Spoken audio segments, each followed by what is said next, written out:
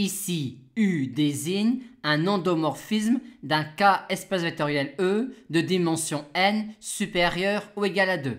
Et on suppose que lambda est une valeur propre de U dont l'ordre de multiplicité dans le polynôme minimal de U n'est pas égal à 1.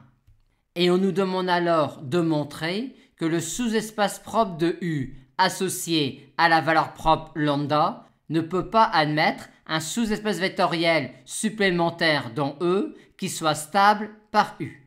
Pour cela, raisonnons par l'absurde, c'est-à-dire supposons que ker de U moins lambda identité admette un supplémentaire H dans E qui soit stable par U.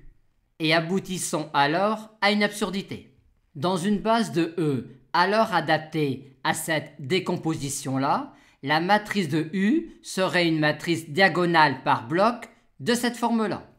Et on montre alors facilement que pour tout polynôme P de K de X, P de T est cette matrice-là. Aussi, un polynôme P est annulateur de U, c'est-à-dire encore annulateur de T, si et seulement si 1. Lambda est racine de P et 2. P est annulateur de C, c'est-à-dire encore P est annulateur de l'endomorphisme de H induit par U.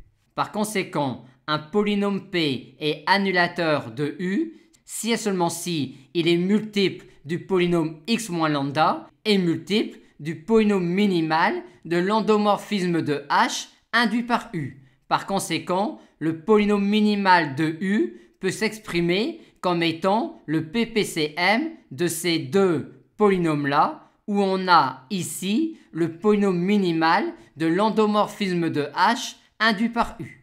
Et comme par hypothèse, on a que l'ordre de multiplicité de lambda dans le polynôme minimal de U est supérieur ou égal à 2, on peut dire qu'il est nécessaire que lambda ait un ordre de multiplicité au moins 2 dans le polynôme minimal de l'endomorphisme de H induit par U. Ce qui implique en particulier que lambda est une racine du polynôme minimal de l'endomorphisme de H induit par U, ce qui implique en particulier que lambda est valeur propre de l'endomorphisme de H induit par U. Et il y aurait donc en particulier dans H un vecteur propre de U associé à la valeur propre lambda, c'est-à-dire encore il y aurait dans H un vecteur non nul appartenant à ker de U moins lambda identité. Ce qui est absurde, ces deux sous-espaces vectoriels-là étant en somme directe.